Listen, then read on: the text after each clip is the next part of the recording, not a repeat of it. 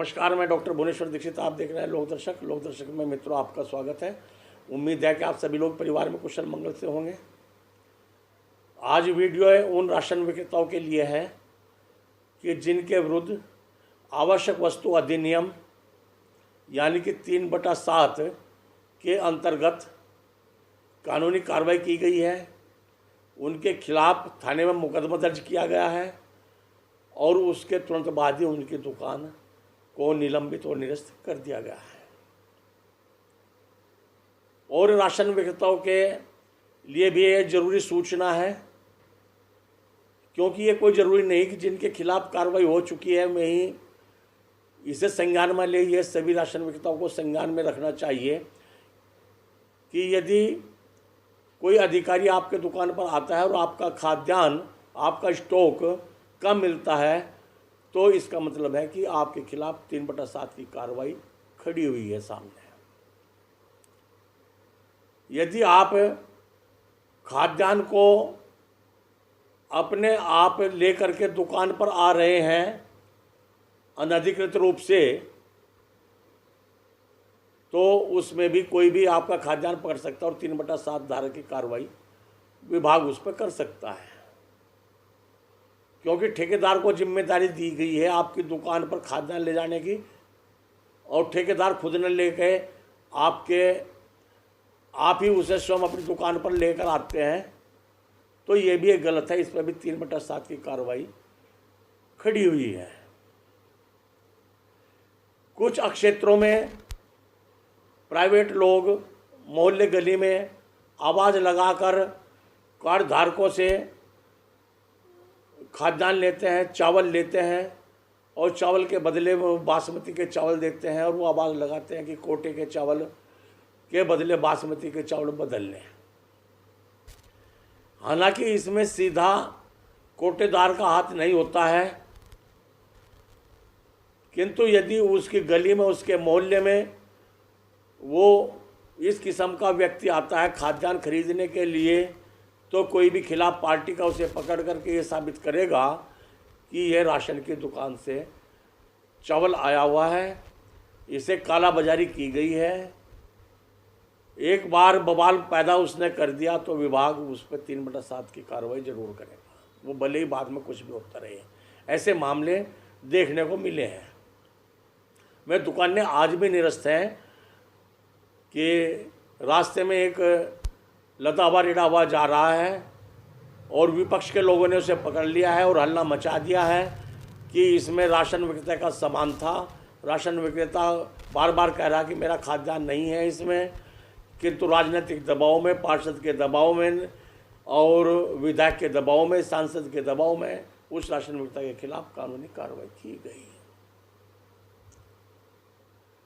उनके खिलाफ 3/7 की कार्रवाई की गई और मुकदमा उन पर दर्ज हुआ और दुकान भी उनकी निरस्त कर दी गई है। तो ये इस किस्म का मामला पेचीदा है कि राशन विक्रेता वो कितना भी साफ हो और कितना भी सही कार्य कर रहा है कि 3/7 की धारा उसके दरवाजे पर खड़ी रहती है हर समय। कई बार ऐसा भी होता है कि आपकी दुकान पर राशन विक्रेता कार्ड धारक सामान रख कर चला गया और उसने अंगूठा लगा दिया और वो स्टॉक आपकी दुकान पर है, तो आकर के कोई भी अधिकारी उसके खिलाफ भी कार्रवाई कर सकता है। आपका यदि 50 किलो भी, 20 किलो भी, 30 किलो भी खाद्यान्न कम है, तो 3/7 की कार्रवाई आपके दरवाजे पर खड़ी है। तो ये इतनी बात समझाने का कारण यह है कि प्रयागराज उच्च न्यायालय ने इसी किस्म के मामलों के लिए एक फैसला दिया है कि यदि किसी राशन विक्रेता के खिलाफ 3/7 की कार्रवाई की जाती है अथवा उसके खिलाफ थाने में मुकदमा दर्ज किया जाता है, तो इस आधार पर राशन की दुकान को निरस्त नहीं किया जा सकता। जबकि पहले बहुत मामलों में ऐसा हुआ है कि 3/7 की कार्रवाई कर दी गई और उसकी दुकान भी राशन विक्रेता की समाप्त कर दी गई। यदि आपको वीडियो अच्छी लगी है तो आप इसे लाइक करें, सब्सक्राइब करें, शेयर करें, हम इसे विस्तार से बताएंगे। और अपना एक कलम, क्योंकि मैं रीट संख्या बताऊंगा कि किस मामले में ये आदेश आया है, उससे आप लेकर बैठ जाएं और नोट कर लें। वीडियो को पूरी देखें, समझें, बीच में कोई इसे ना छोड़ दें, जिससे कि आधी अधूरी जानकारी आप लोगों के लिए सही नहीं है। और ज़्यादा से ज़्यादा वीडियो को इसे भेजें। और आपका सब्सक्राइब करना इसलिए ज़रूरी है कि आप सब्सक्राइब करेंगे तो हमारा भी हौसला बढ़ा रहेगा कि आप लोग दर्शक की वीडियो को में रुचि दिखाते हैं और इससे दी हुई जानकारी का लाभ उठाते हैं। तो अपना कलम और पेन उठा लीजिए और मामले को समझने का प्रयास कीजिए। मामला है गाजियाबाद का। गाजियाबाद में मैसस नीरज कुमार के एक राशन की दुकान थी।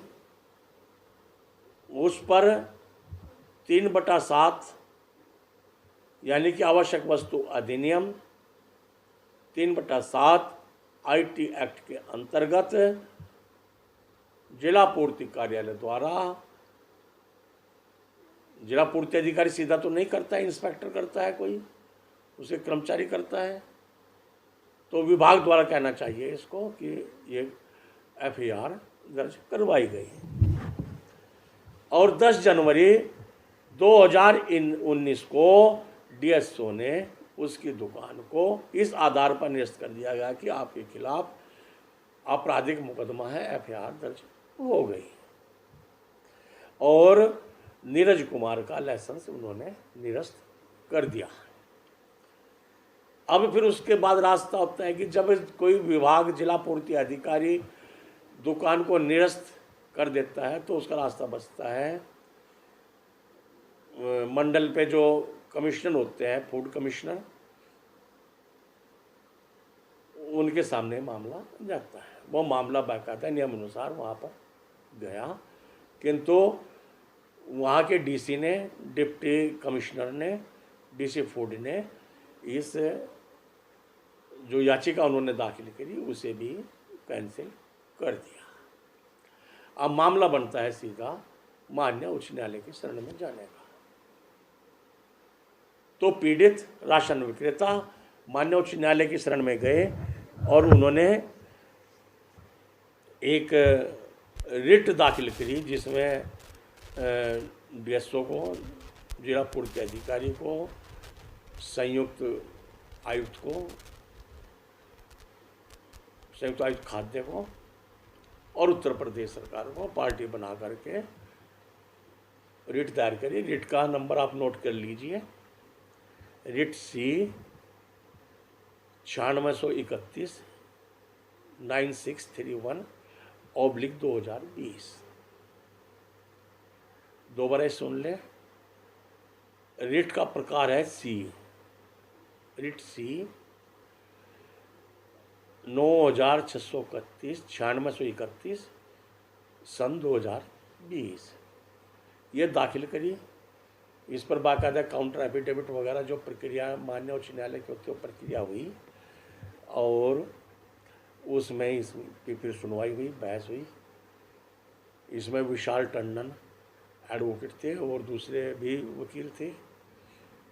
उन्होंने बहस की और बहस करके जो न्यायमूर्ति प्रकाश पाड़िया हैं, उन्होंने इस पर निर्णय दिया।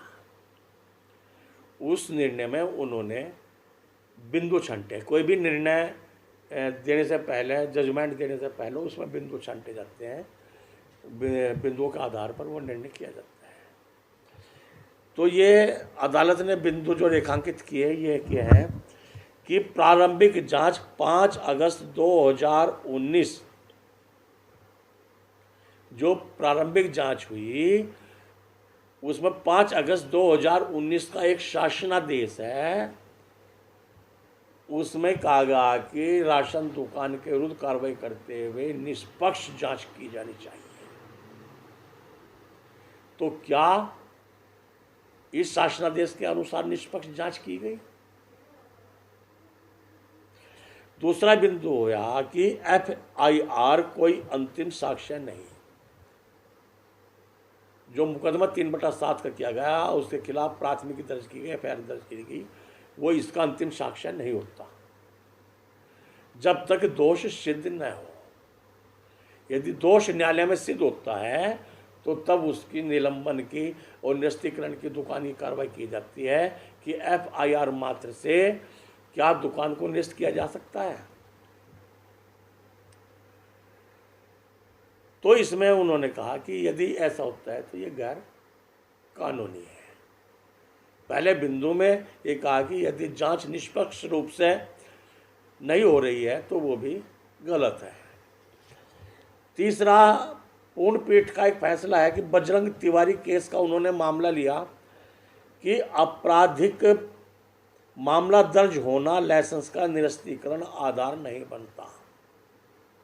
जो अभी पहले बताया था, इसे कोर्ट किया है उन्होंने, इसको पूर्ण पीठ का फैसला है कि FIR दर्ज होगी और आपने उसे दोषी करार दे दिया, वो दोषी सिद्ध नहीं हो सकता तब तक उसकी दुकान का निरस्तीकरण और निलंबन गलत है। फिर इसके बाद उच्चतम न्यायालय ने भी इस फैसले पर अपनी मोहर लगाई। वो लगाई है अमित कुमार बनाम उत्तर प्रदेश राज्य और साजिद बनाम उत्तर प्रदेश राज्य। उसमें सिद्धांत यह है कि FIR मात्र से किसी को दोषी सिद्ध नहीं किया जा सकता जब तक पूर्ण फैसला न आए। तो इन बिंदुओं के आधार पर अदालत ने निर्णय दिया कि सभी ध्यान दें कि यदि किसी राशन की दुकान के खिलाफ FIR दर्ज होती है, 3/7 की कार्रवाई की जाती है, तो उस आधार पर वो राशन की दुकान का लाइसेंस निरस्त और निलंबित नहीं किया जा सकता।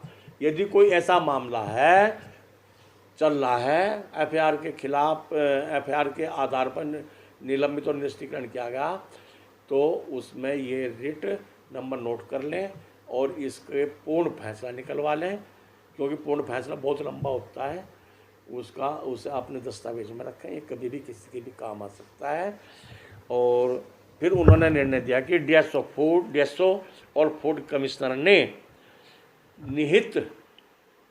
विहित कानूनी प्रक्रिया का पूर्ण स्थापित न्यायिक सिद्धांतों का उल्लंघन किया है, इसलिए दोनों आदेश निरस्त किए जाते हैं, क्वैश किए जाते हैं। दोनों आदेश कौन से? DSO का निरस्तीकरण का आदेश और जो आदेश DC फूड ने दिया था कि ये रिट इसकी निरस्त की जाती है, वे दोनों आदेश निरस्त करके पीड़ित की दुकान यानी कि नीरज कुमार की दुकान बहाल करने के आदेश न्यायमूर्ति प्रकाश पाड़िया ने दिए। यदि आपको वीडियो अच्छी लगी है तो पुनः आपसे निवेदन है कि चैनल को लाइक करें, सब्सक्राइब करें और शेयर करें। देखने के लिए बहुत बहुत धन्यवाद। नमस्कार, जय हिंद, जय भारत।